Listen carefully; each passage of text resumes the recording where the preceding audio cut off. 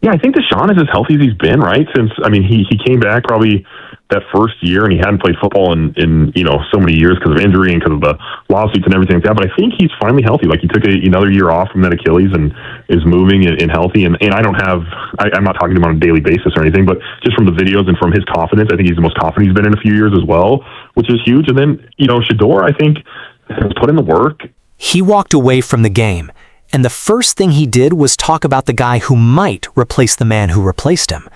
That's not a normal retirement story. That's a signal. For 12 years, one name was written on the depth chart in Berea every single summer without fail. This year, it isn't there. And the silence around that absence says more than any headline could. Because while the cameras were pointed at empty locker stalls and New Jersey numbers, the real story was happening somewhere else, in a quiet conversation about a quarterback competition that has the entire organization holding its breath. This is the story of Shedeur Sanders, caught between a healthy, motivated veteran and a young arm the coaching staff can't stop talking about. This is the story of a team trying to figure out who it actually believes in. Let's get into it. Start with the obvious question. What does it feel like to watch your team rebuild without you standing in the trenches? For the man who spent over a decade protecting Cleveland's quarterbacks, the answer wasn't bitterness. It wasn't relief either. It was something in between. Pride mixed with distance, the strange ache of loving a game you've just decided to leave behind. He said the moment didn't really hit until after the 4th of July. That's when the switch usually flipped in his head, every year, like clockwork. Football season is coming. Time to get the mind right. This year, there was no switch to flip. Just quiet mornings at the park with his kids, a couple of tea times lined up, and video clips of former teammates walking into camp without him. No bad emotions, he said, but you feel it. 20+ years of strapping on a helmet doesn't just disappear because you decide to stop. And that's the emotional backdrop for everything that's about to unfold in Cleveland this season. Because this isn't a program with the luxury of nostalgia. This is a program in the middle of a full-scale identity crisis, rebuilding almost an entire offensive line from scratch, and trying to answer the one question that decides everything. Who is the quarterback of the Cleveland Browns? Here's where it gets tense. 8 new names in that offensive line room. Every single starting spot from a year ago, gone. That's not a tweak. That's a demolition and a rebuild in the same offseason. And when a team is asking that many new pieces to gel together at the same time, the pressure doesn't stay contained to one position group. It bleeds into everything, including the quarterback race that's about to define the entire season. Think about what that actually means on a practical level. A left tackle who's never played next to the specific center. A guard who's learning a new line call system on the fly. A quarterback trying to build timing with a group of blockers he's never taken a single live snap with. Every single handoff, every protection call, every split-second decision has to be relearned from zero. There's no shortcut for that. There's no scheme adjustment that replaces actual repetition, actual bodies, actual practice snaps piling up week after week until strangers start to feel like teammates. And he is not afraid of those big-time throws, right? Like, I think you saw that, and I think that's what sparked the interest of the team and the coaching staff last year was, like, there were some big-time plays. And, it's hard to go on 15-play drives every time in this league. And so to have those big 30, 40, 50-yard plays and a quarterback, you can, show some consistency in other aspects of the game. Like, I think that's a huge plus on Shedeur's side. All right, now I got to put you in the hot seat. Who do you see winning the starting quarterback job? That's the part fans don't always see from the outside. They see a depth chart. They don't see the hundreds of small, invisible reps it takes for 5 grown men to trust each other enough to move as one unit under pressure. And that trust-building process doesn't run on a fixed clock. It could click in week 3. It could take until mid-season. Nobody in that building can promise you which one it'll be. 2 names, 2 very different stories. On one side, a former number 1 overall pick trying to prove his body and his career haven't betrayed him for good. Multiple years lost to injury, a legal cloud that followed him for seasons. And now, according to people close to the building, the healthiest and most confident version of that quarterback in years. On the other side, a rookie with a name that carries its own weight before he's thrown a single regular season pass in the pros. A player who, according to those who've watched him closely, isn't afraid of the throw that scares most young quarterbacks off, the deep ball, the low percentage, high reward strike that can flip a season in 4 seconds. That's the tension. Health and experience on one side, upside and fearlessness on the other, and the coaching staff has to pick. Here's the thing about competitions like this. They don't just affect the two guys competing, they affect everyone in that building. Ask anyone who's played in an NFL locker room during a quarterback battle, and they'll tell you the same thing. Nobody says it out loud, but everyone has an opinion. There's a moment worth sitting with here. A veteran of that Browns locker room admitted something most players won't say publicly, that offensive linemen absolutely have preferences at quarterback, not because of loyalty, because of survival. A quarterback who gets the ball out in 2 seconds makes every single blocker's job easier. A receiver who runs a certain route tree gets more targets with a certain arm behind him. It's not politics, it's chemistry, and it's brutally honest. So when a locker room watches two quarterbacks compete for the job, they're not just watching for entertainment, they're calculating who gives us the best chance, who makes my job survivable on Sundays. And that brings us to the elephant in the room, fan reaction, media noise, the endless cycle of hot takes that follows every practice rep, every interception, every jaw-dropping throw in a scrimmage that eventually leaks onto social media before the team wants it to. Cleveland hasn't had the luxury of patience with a quarterback in years. Fans have watched one era after another collapse under the weight of unmet expectations.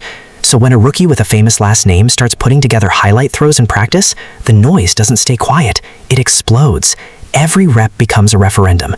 Every incompletion becomes ammunition for whichever side of the debate you're standing on. OTAs, I'm a fan now. I've just seen what's happening on Twitter and stuff. It seems like Deshaun might get the start of the year, which from your perspective is like, you see what he can do. Is he healthy? Is he confident again? Like, you've invested a lot of money in this guy, and you go out there and let him play. And if it goes well, okay, you win some games. And if it doesn't, then you have Shedeur, and maybe there's less pressure on Shedeur when he's coming in, not having to start the season, not winning a competition. So. And here's the part that makes this particular quarterback battle different from most. It's not just a competition between two players. It's a referendum on two competing philosophies for how you build a franchise. Do you lean on the guy who's already been paid, already been through the fire, and is finally healthy enough to show what he can do? Or do you bet on tomorrow, hand the keys to the guy the front office spent a draft pick believing in, and let him learn on the job, even if it costs you some wins along the way? There's no easy answer, and that uncertainty is exactly why this story has captured so much attention. Turn on any sports talk show right now and you'll hear the same argument on a loop, just with different volume levels depending on the host. Some analysts point straight at accuracy numbers and pocket presence from that first partial season, insisting the growth curve is exactly what you'd want from a young passer still learning an NFL playbook. Others point at inconsistency, at the moments where hesitation crept into his decision-making, and argue the leash should be short until he proves it in live snaps that actually count. Neither side is fully wrong. That's what makes it maddening for fans trying to pick a lane. Highlight reels get clipped and reclipped within minutes of a practice ending. A single deep ball connecting in a walkthrough turns into a trending topic by dinner time. A single overthrown pass in 11-on-11s becomes proof to some corner of the fan base that the whole thing is overhyped. That's the environment this competition is unfolding inside of. Not a quiet, patient evaluation process, but a pressure cooker with a phone camera pointed at it from every angle. And it's not just fans. Former players, analysts, people who've actually sat in NFL quarterback rooms have weighed in too, and even they can't agree. Some argue the kid's poise under pressure, the way he carries himself in interviews, the calm in his eyes when the moment gets loud. That's the intangible stuff that can't be coached, and it's a signal worth betting on early. Others argue poise means nothing if the arm talent and decision-making under a real professional pass rush aren't consistently there yet, and that Cleveland, of all franchises, cannot afford another feel-good story that turns into another lost season. Now here's where it gets personal. One voice from inside that building, someone who spent years in those quarterback rooms, someone who blocked for 4 different starters in a single chaotic season not long ago, laid out the read from the outside as honestly as anyone has all offseason. The expectation, at least for now, seems to lean toward the veteran getting the first crack at the job. Let him show whether the health and the confidence are real. If it works, the team wins games now. If it doesn't, there's a young arm waiting in the wings without the added pressure of having to win a training camp battle outright. But, and this matters, nothing is settled. A dominant preseason from the rookie could flip that plan overnight. Coaches talk about identity and timelines, but production has a way of silencing plans. If the young quarterback lights it up when the lights come on in August, this conversation changes fast. That's the beauty and the cruelty of a real quarterback competition. Nobody actually knows how it ends until it ends. So as a player, especially as a younger player, like you're so worried about yourself, right? Like my first few years, I was always like, I just got to be the best version of myself to play, and be the starter at left guard. And then as you get some time with the team and some relationships with the coaches, maybe you have a little bit more of a say on things, and you start getting the vibe. There's definitely people that have favorites. Like there's receivers and tight ends that get the ball more with a certain quarterback, and then there's linemen that are like, oh yeah, this guy gets rid of the ball in 2 seconds. Like Let's talk about mindset, because this is where the story stops being about schemes and depth charts and starts being about people. Football locker rooms are strange ecosystems. Young players spend their early years almost entirely focused on themselves, just trying to survive, just trying to be good enough to keep a job. It takes years before a player earns enough trust, enough tenure to actually have a voice in something as sensitive as who should be starting under center. That's part of why this transition is so fascinating to watch. A rookie doesn't get the luxury of easing into a leadership role. He has to be good enough, fast enough, to force the room to believe in him before he's even earned the tenure to demand it. And that's exactly the challenge in front of Shedeur Sanders right now. It's not just about arm talent. It's about walking into a locker room full of new faces, a locker room still finding its own chemistry, and convincing grown men twice his experience level that he's worth building around. Here's a truth that doesn't get said enough on broadcasts. Players don't want comfort. They want structure. They want a coach and by extension a quarterback who is consistent, someone who treats every mistake the same way regardless of who made it, someone who doesn't let emotional highs and lows dictate the room's temperature. The players who thrived under the coaching regimes that actually won games in Cleveland's recent history all describe the same thing: clear expectations, steady leadership, accountability without theatrics. That's the bar Shedeur has to clear. Not just talent, trust. There have already been moments, small ones, the kind that don't always make the highlight package, but the kind veterans in that building remember. A 3rd and long conversion in a padded practice period that had the sideline buzzing. A moment in a 2-minute drill where he moved the offense down the field without flinching, even as the front 7 brought pressure he hadn't seen live before. Those are the flashes that start conversations in meeting rooms, not because one rep changes a season, but because it plants a seed of belief in the people who ultimately decide who takes the first snap in September. And then there's the other side of that same coin, the moments that get magnified because of exactly who he is, a name that already carries weight before he's earned it on his own. Every interception in camp gets discussed differently than it would for an anonymous late-round pick. Every hesitation under center gets framed as evidence for whichever argument the internet already wanted to make. That's the tax he pays for being who he is.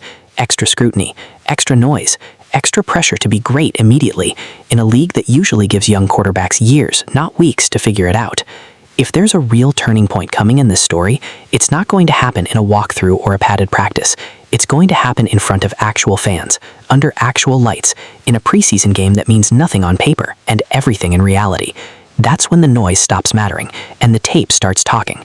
That's when a young quarterback either settles the argument with his play or hands the doubters new ammunition heading into the regular season. When he was the head coach of the Titans and now the Patriots, like those moments, it's okay to call guys out. Guys want to be coached, and if you mess up, it's okay. I have a holding call on 3rd down that cost us a series.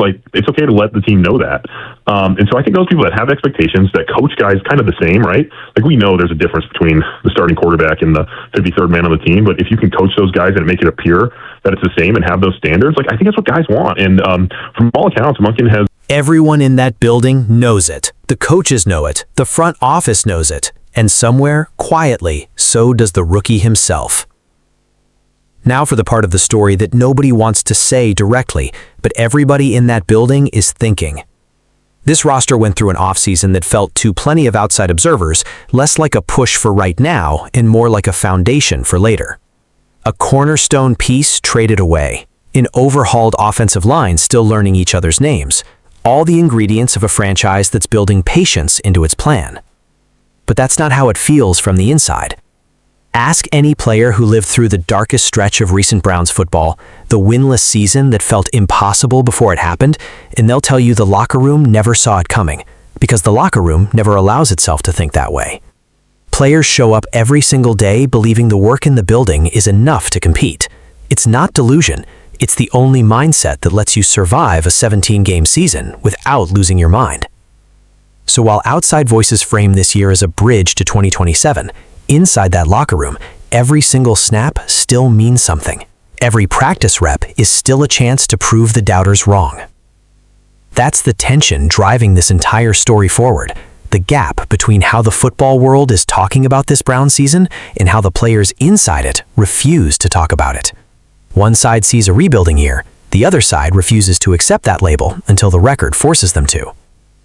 And somewhere in the middle of all that noise stands a 20-something quarterback with a famous name, trying to prove he belongs, not because of who his father is, but because of what he does on 3rd and 7 with the season on the line.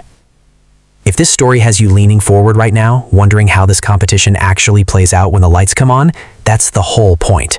Hit subscribe, because this Browns quarterback story is only getting started, and nobody in that building actually knows how it ends yet. Here's the piece that makes this whole situation even more layered. The man closest to it all, the guy who spent over a decade in those trenches, isn't fully stepping away either.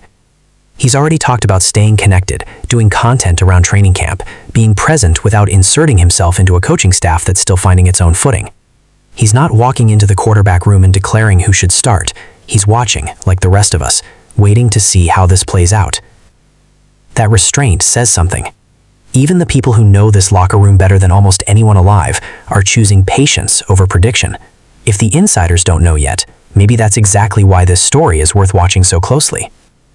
Because somewhere between a veteran quarterback finally healthy again and a rookie who isn't afraid of the moment, Cleveland is about to find out who its team actually is. Not through press conferences, not through off-season hype videos, through Sundays, through third downs, through the moments when a season is decided by inches and nerve. The offensive line is rebuilding in front of him.